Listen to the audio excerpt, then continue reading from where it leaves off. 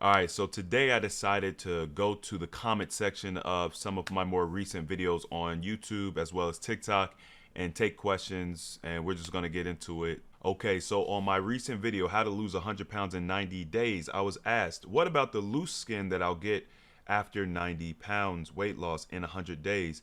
And also, it's gonna F up the hormones real bad. Can you please shed light on this? Or anyone else in the comment section, please. Well, you're gonna get it straight from the horse's mouth. Um, First of all, there is no loose skin when you do my method, right? We're talking little to no loose skin. So when you look at on YouTube, you're looking at, people having 20 pounds, 40 pounds of excess skin.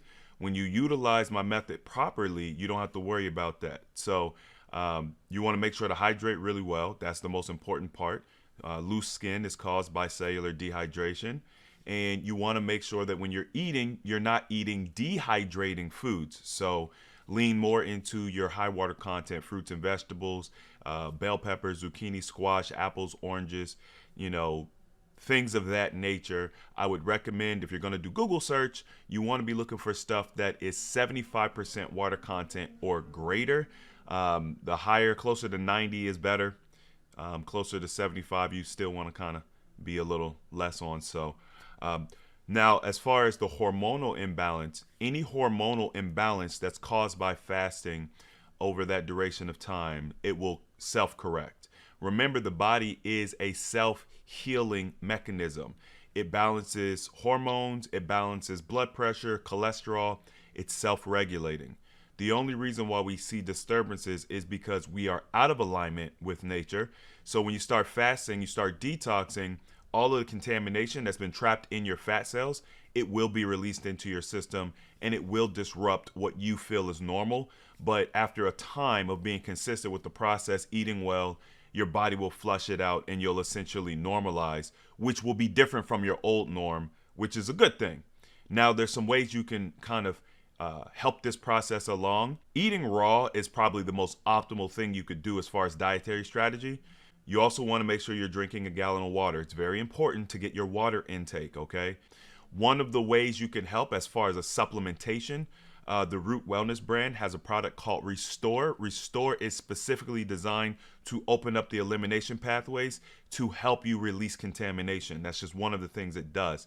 It also helps with weight loss. So it's a great supplement to take along with this process because as you're losing weight, your body will eliminate more efficiently. This next comment isn't a question, it's a statement. It's on my video where it's called Avoid This Mistake at All Costs, Dietary and Fasting. In this video, I talked about how I felt really ill after going to the movie theater and eating pizza. So this comment says, I had the same symptoms after watching Doctor Strange 2. So mine were more mild than yours, and I ate popcorn. This was actually a virus. I tested positive for COVID. Symptoms lasted 36 hours. I would encourage you to get tested after spending 3 hours in a closed room with strangers next time you feel like that. So first of all, I appreciate your concern and your desire to help, with the process of fielding like what's going on. One thing I do want to say is that video, I did that video in order to teach, I wasn't looking for like help. It wasn't like I wasn't trying to figure it out. I knew what was wrong with me. One of the things that I've garnered from like doing this health and wellness journey personally for going on almost 8 years now, I know my body. I'm extremely well in tune with my body. Throughout the entire COVID period, I have not had a sniffle. I haven't had a cough. I haven't had any issues at all. Even with this pizza, I wouldn't even put it in that realm of COVID because I had zero symptoms of COVID. I knew exactly what it was. There was no question about it.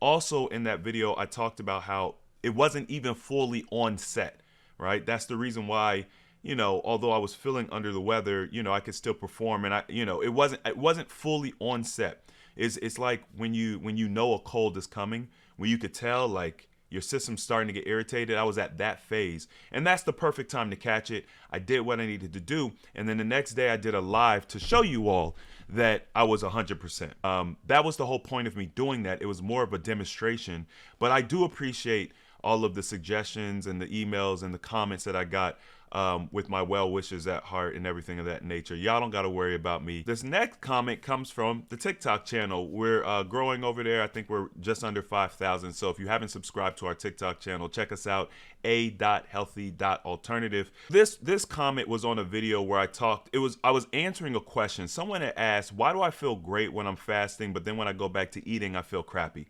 So I was explaining some of the mechanics of the body, why you might feel crappy when you start eating. Obviously, the type of food that you choose to eat is a main factor. But also, I explained that in general, digesting food saps a large amount of your energetic resource. Now, typically when I talk about this, I'll say that digesting food costs you anywhere from 50 to 60% of your energy reserve. And the question that I got, or the statement I got, was citations, 60% to digest food. So here's the thing.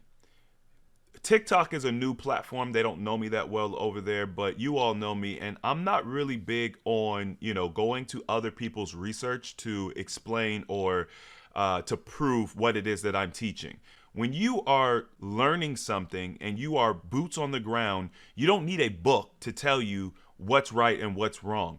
The benefit of being the captain of your own wellness journey is that you learn your body, and then of course in my position I get to learn other people's body, and I have a very large following, as well as just I've worked with hundreds if not thousands of people, right? Like, I personally coached hundreds of people. I've worked with thousands of people. So you see trends. You also can take that data and you could put it against your own personal experiences. So what I like to look at is think about Thanksgiving. Okay, you eat, and they tell you that food gives you energy. However, after we have these large meals, we feel extremely drained. Now, for some of you all, depending on your age and what you've been exposed to, you might notice this just eating lunch, right? When I was 31, I was getting tired after lunch. I would be cool, I would eat lunch, and then I'd be exhausted. What is that? What is happening there? Every time I eat, I get tired, right? Whether it's Thanksgiving or lunch or whatever, dinner, where is this exhaustion coming from? It's because digesting food is sapping our energetic resource. Now, it's not that digesting food just automatically saps this resource. It's the types of foods we're eating. This has the greatest impact on how much energy is being sapped to digest this food. And ultimately, we are mostly eating processed foods, right? From early childhood to late adulthood, we're eating processed foods. These aren't real foods. The body is so confused trying to break this stuff down. And so therefore, there's additional energy and energetic resources that are used to try to break this stuff down, and it still doesn't do a very good job. I understand that citations and journals and the word of some PhD is the gold standard. But the thing that's funny about it is, in every single, no matter what your opinion is about something, you can find scientific research to back that. It really doesn't make sense that we hinge our arguments on these journals and these citations and this information that's so easily disproven by another scientist that just had a different viewpoint, right? A lot of the science nowadays is not, we're supposed to be looking at observable evidence. That's what we're supposed to do. But what happens oftentimes is somebody has a theory and then they build the science around that theory. They prove their theory with the science. Whereas it's all backwards, right? I know this because I've researched this, and I've also researched the politics behind these journals. There's good information, there's good science that you will never see published in these journals because it's not in the interest of someone who manipulates these journals. But if you don't know that, you're just going to be like, well, what, cite a journal. So I'm not really into that. And if you don't agree with that, that's fine. Don't listen to me, because I don't get my information from journals. I get my information from observable data. It's empirical evidence. I love empirical evidence. Anyway, that was fun. I might do a live and we might go through a few more of these. I've done this in the past. If you liked it, hit the like button. Peace.